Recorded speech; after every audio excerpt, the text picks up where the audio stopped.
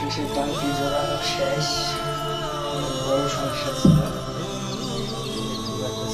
অপর থেকে এই টাঙ্কিটা এই কণাটা হাইটে গেছিল, কণাটা সুন্দরভাবে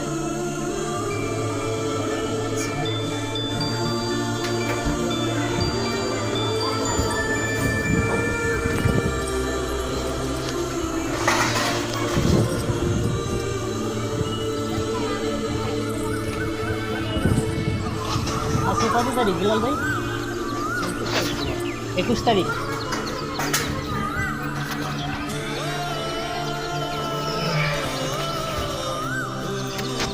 সকাল 8:30 থেকে শুরু করা হয়েছে, তো মাত্র শেষ করলাম।